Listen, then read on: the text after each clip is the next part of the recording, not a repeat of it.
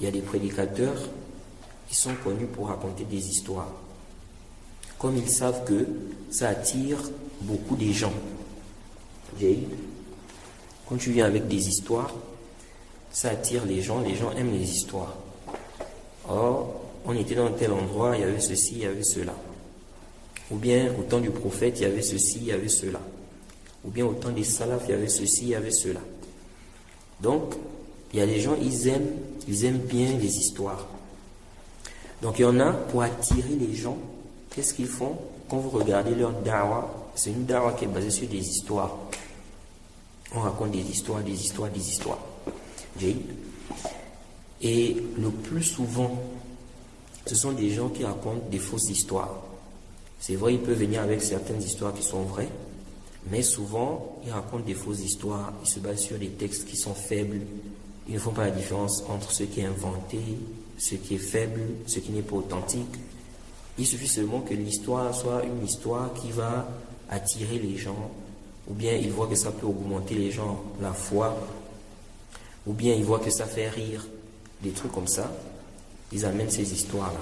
Donc ils se soucient pas, c'est authentique, c'est pas authentique, non. Or, dans ces histoires-là, il y a des gens qui prennent des croyances dans ça.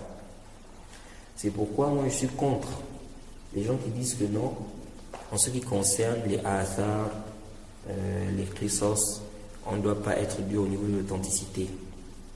Non, parce que dans ces histoires-là, on tire des croyances.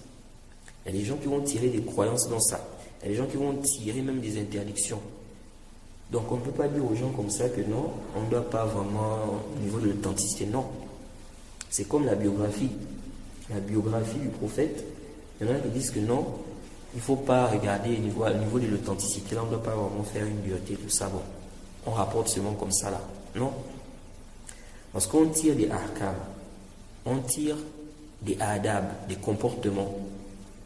Si on ne tire rien de ça, ça c'est autre chose. Mais on tire des adab, des comportements, tout ça. Et les gens prennent des croyances dans ces histoires-là. Imaginons dans une histoire, on raconte quelque chose et dans cette chose-là, n'est-ce pas, il y a une fausse croyance qui est dedans, qui est véhiculée. La personne va prendre ça. Surtout que les awam ne font pas la différence, n'est-ce pas? Il n'y a pas le ilm. Donc c'est vrai, les histoires, ce n'est pas interdit à la base de raconter des histoires si ces histoires sont authentiques. Par exemple, dans le Coran, Allah nous a raconté des histoires des prophètes. Par exemple, le prophète Youssouf, on nous a raconté son histoire, qui est une belle histoire. Donc si quelqu'un raconte ça, il n'y a pas d'ishkal. Mais de laisser les histoires qui sont authentiques et aller prendre des choses qui ne sont pas authentiques, ou bien des choses inventées, comme les tablirs par exemple. J'aimerais tout tablier souvent, ils viennent avec des histoires d'eux-mêmes. Chère fois dans la foi, on est allé dans tel village, on a vu comme ça. Chère fois dans la foi, quelqu'un a fait comme ça. Quand il a décidé de sortir, il a eu ce qu'il a demandé. Vous voyez? Donc ils amènent des histoires, parfois je te demande, je dis subhanallah, parfois des histoires, quand tu t'assois, normalement quelqu'un ne doit pas croire en ça. Des choses vraiment bizarres parfois. Mais tu vois les gens qui sont là, Allahu Akbar, là, en mosquée. Donc nous disons, c'est pas interdit de raconter des histoires si c'est authentique, mais le problème c'est de faire de ça, l'état d'art est basé que sur des histoires, et en plus de ça, tu ne fais pas le tamiz entre ce qui est authentique et ce qui n'est pas authentique. Donc le cheikh, on lui a posé la question, comment se comporter face à ces cassettes-là, des gens qui racontent des histoires. Là, il a dit quoi? Le but n'est pas tant de rassembler les gens, même si c'est dans le faux, non. Tu dois rassembler les gens sur le haqq, sur ce qui est bien.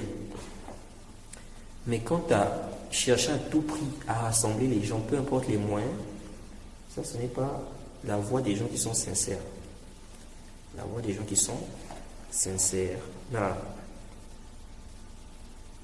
Et quiconque fait scission d'avec le messager, après que le droit chemin lui est apparu, et suit un sentier autre que celui des croyants, alors nous le laisserons comme il s'est détourné, et le brûleront dans l'enfer.